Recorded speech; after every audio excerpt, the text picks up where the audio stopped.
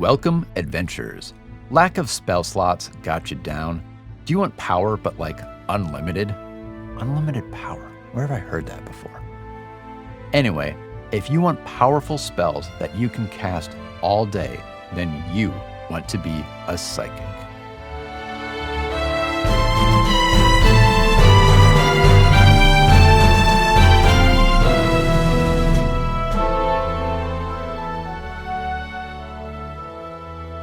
Welcome to Rebel Then King. Today we're talking about one of the newer classes in Pathfinder 2nd Edition, and probably the most unique spellcaster, the Psychic. A Psychic is either an intelligence or charisma-based spellcaster with access to simple weapons. They have light armor proficiency and 8 hit points per level. They're trained into a number of skills equal to 3 plus their intelligence modifier. They have sort of a dual subclass system with 6 conscious minds and 4 subconscious minds. And you pick one of each, which technically means there are 24 unique options for playing as the Psychic. Let's take a brief overview of the conscious versus subconscious minds. First, starting with the conscious mind, this will grant you 3 cantrips, and these are actually kind of extra powerful cantrips that we'll talk about later. And really the conscious mind dictates the spells that you'll be casting the most. And the subconscious mind, first of all, that is what dictates whether you are intelligence or charisma based. And it gives you an extra action, kind of a spell that you can do when you unleash your Psyche. We'll be talking about Unleash Psyche later. Okay, first we're going to jump back to the conscious mind and talk about cantrips.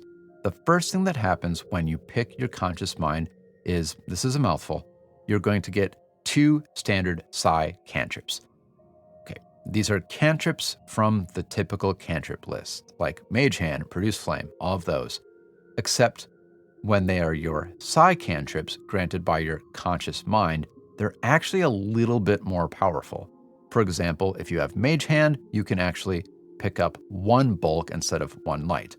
And oftentimes the range of your cantrips is extended, like Telekinetic Projectile can shoot for 60 feet rather than 30.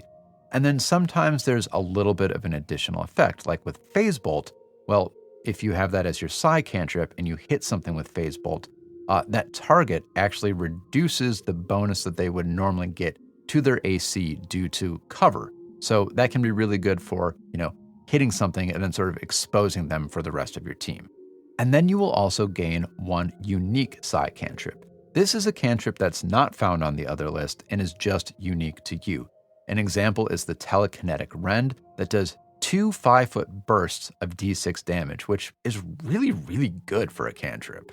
And then finally, after all that, you do pick 2 standard cantrips as a Psychic as well. These are not Psy cantrips, it is just standard ones like everybody else has access to. Correction, the script says 3. 3 is the right number, but I said 2. I was probably thinking about how I kept messing up the number of spells you learn, because that is 2, 1 that you pick and 1 from your conscious mind. So that's the way my brain works.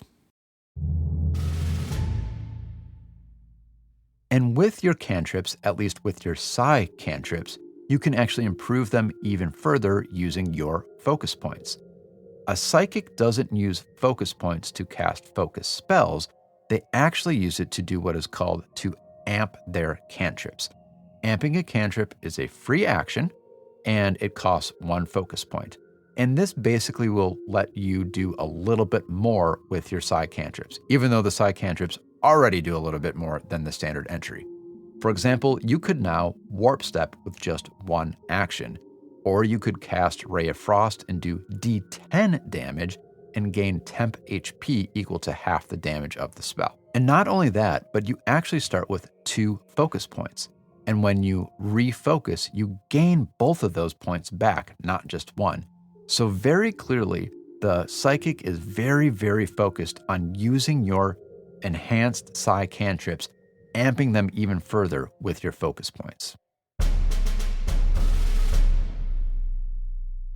But amping their cantrips with focus points is not the only way that a psychic can improve their spellcasting.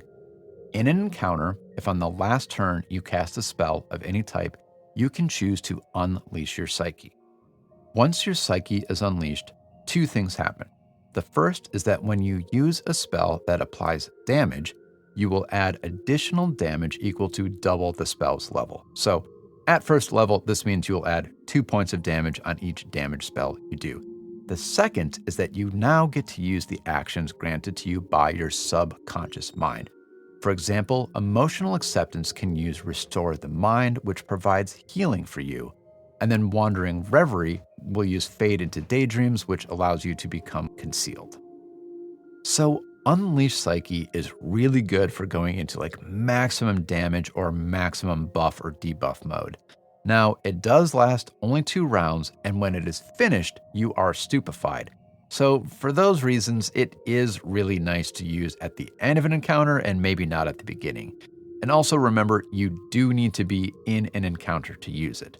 I say this because in one of my campaigns, I am playing alongside an emotional acceptance psychic who has access to Restore the Mind, and we kind of forgot about that in an encounter part, and we were like, oh my, we've unlocked literally infinite healing, and in between encounters, he would just like cast shield for no reason, and then Restore the Mind like crazy, and then do it again and again, and then we kind of realized, oh no, that doesn't work. It does have to be in an encounter.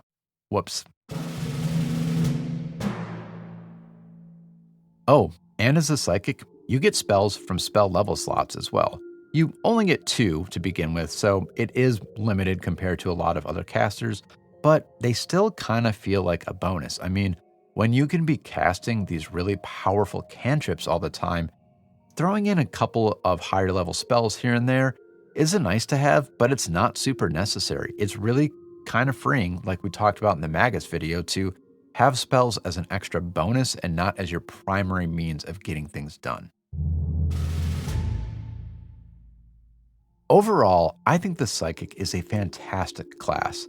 I sort of feel like in the late middle stages of adding new classes, some of them got a little overcomplicated, a little confusing, but I don't think that applies to the Psychic. I love that they have the only way to add damage to spells outside of a few sorcery things, and I like that there are good buff and debuff options as well. And without having to rely so much on spells from spell slots, it's kind of like Magic without all of the typical hassle. I mean, with those unique mechanics, the really cool feel, tons of options, but still not being all that complex to learn, I've got to give the Psychic 9 out of 10 tarot card readings that turn out to be exactly true. As I said, I am playing alongside an emotional acceptance psychic who has Tangible Dream as their conscious mind. And I'm curious, with so many build options out there, what are you playing with? Which have you tried? Which are you using? What's working? What's not? Let me know in the comments. Until then, keep casting those powerful cantrips all day long. And remember, by the end of writing a script and filming a video about the Psychic, you'll almost be able to spell Psychic. Psychic. Psychic.